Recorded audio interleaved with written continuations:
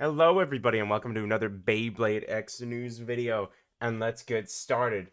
First off, they released an official video showing off, because prior they had demonstrated CX base slightly, but now they're going more in depth with this new video that was released just yesterday, and when this video comes out 2 days ago. But unlike previous gens where they had like a lock chip or face bolt, like Middle Fight is my best example where they had a face bolt and you needed like a hexagonal tool to properly tighten it because you could do it with your fingers and there wasn't like a burst feature, but it wasn't properly locked in to the bay and put together properly without a hexagonal tool. But this time around, uh, unlike previous gens, you can just use the bit as the tool, so they don't have to include a second piece of unnecessary plastic that you got to keep track of all the time for you to take it apart and customize and everything. Once you have it nice and locked in there with the bit, you're done. And I know a lot of people are kind of worried that this means the bit's going to be interacting with the face chip a lot and probably bursting the whole blade. But from what I can see, especially depending on what ratchet you use, I don't think, especially for tall ratchets, is what I'm thinking. Because this is with the secondary blade on, but this isn't with the ratchet on. So you can't do it when there's a ratchet on there. So I'm assuming the gap from the ratchet is probably enough to avoid it 100% unlocking the entire thing. Uh, so you're still gonna burst from the ratchet seemingly, and I think the secondary blade might protect ratchet gaps a little bit. So I don't think we're going to have to worry about a crap ton of burst resistance being deficited from the interaction between the bit and the entire blade and locking chip. I think we'll be fine there. But also shown off in this video is they showed off the G3, which is like their official Asian country tournaments that they do for Takara Tomy. Previously, the main prize you could get, I think first, second, and third, as you can see here, was originally Wizard Rod Blade was first. Second was Wizard Rod Bit, disc ball, like a golden disc ball, and then Wizard Rod 570, and it was like a golden color, but this time it looks like it's either completely replacing it or it's going to be interchangeable, where this time Perseus is taking its place. I think that's evil as hell. Wizard Rod looked really cool originally, and Perseus Dark looks really cool originally anyway, but now I know for sure, because I didn't need a second Wizard Rod. Once you have one Wizard Rod, you have one, but with all the interchangeability of this, I might actually try to pick this up. But of course, it's a tournament prize in Asian countries, meaning you're gonna have to pay import and wherever you get it secondary, and two, you're gonna have to buy it secondary. So you're gonna be paying some absurd prices. Personally, with the absurd prices you're going to be dealing with, especially when this first comes out and first gets used as tournament prizes, it's gonna be $200, $300. It's not gonna be worth it. Just get Perseus Dark. Don't be like me. Don't pay absurd prices for this stuff. But maybe eventually we'll get like a more clear Perseus Dark, so you can probably just pay in gold if you want.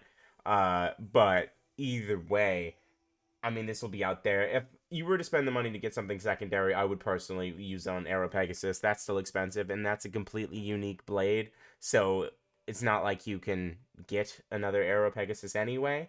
But after that, something that's really important, and I'd like to go over, is we started to see the listings, and thanks to at Supreme Blades on X and or Twitter. And also, believe it was Left Burst Bays that helped supply him with some of the links. And I was just looking myself, so a lot of these I found myself, except for like two I had to get from them.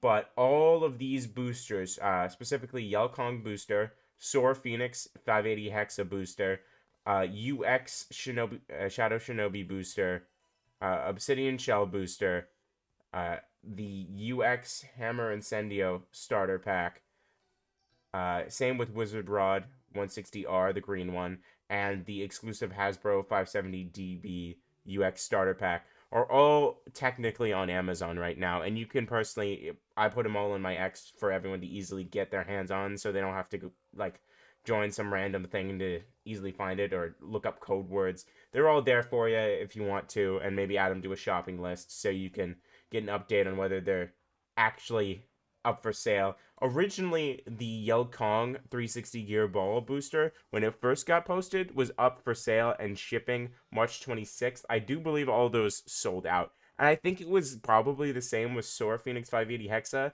because it said instead of currently unavailable, that one specifically said currently out of stock. And Yell Kong specifically was 100% up for sale up until today. I checked, and it's no longer for sale. So I think, again, the first one we'll probably see again is Yell Kong, since it was already up for sale, and I'm pretty sure people already put orders in, unless Amazon canceled those and these just went up way too early. But then I think Soar Phoenix 580 Hexa will probably follow. Same with Obsidian Shell. I do know that the current date that it was sort of leaked was July 10th for Hell's Hammer, which is insane. So maybe Dran Buster and Wizard Rod will be around the same time. You can also get this from the UK. You don't have to. I mean, you're gonna have to import it. It might still be a little cheaper though than trying to get the Takara Tomy one, since that was from a random booster. You're gonna be paying the price you get for paying for like a specific Pokemon card, or but a lot less. You're not paying 500 for an Espeon card here. You're paying like at most $36, which is still insane. But I mean, Wizard Rod specifically is like the blade, so I mean, do what you want. You can easily get the yellow one though, and honestly, I just wait until you see this in stores or it comes up properly on Amazon, because before it was kind of the same with the UX ones where they had a date set way in advance and then they kind of brought it back down. So I'd assume it should be ready for sale here soon anyway. But last on the agenda is previously Beyblade Australia Network had received properly a boxed CX Hasbro Wizard Arc Blade, and they did the first ever CX unboxing. You can check out their video. It's really nice, really detailed. But we did see, and I was kind of guessing this myself, that it was kind of going to be light with just the main metal blade, and then once you add the lock chip and the secondary blade, it was going to reach normal weight. The CX bays aren't going to completely outclass everything almost 100% immediately. Maybe later on they'll make CX a little bit better than BX and UX, but as we saw from Hasbro and we saw from leaked release schedules, we're still getting BX, we're still getting UX. They're not going away. So obviously they don't want to completely make them an unnecessary purchase for people to make that are really into Beyblades. So this is 3 releases that we're always going to be dealing with. They're all going to be basically synchronous. You don't have to worry about, oh, if I buy this new UX Bay, is it going to completely suck? Are they not going to put more effort into it? No, because this one right here is Wizard Rod weight. From what we saw based off of the video that Beyblade Australia Network did post, it's not 100% like this is the new Wizard Rod. From what I saw, it kind of has a tipping problem, kind of like Whale Wave, which is whatever. And again, even on 455, due to the secondary blade, it's basically as tall as a 70 ratchet, or if not taller. So these are taller blades anyway, so it's not 100% going to make everything completely unusable. You're going to be able to go and buy, hey, let's say, new UX Bay. Like I saw from the anime, they showed off all of Team Zodiac, and they showed us that the third member of Team Zodiac, we know one has Perseus Dark, one has Aero Pegasus. The third one has like a dog Cerberus design. So we're probably going to get, I think it's called Hell Kerberos from Metal Fight. And it's probably, I'm guessing, it's either going to be a BX or UX Bay, but it could be a CX. But no matter which one it is, it's not going to be completely made useless from a CX Bay.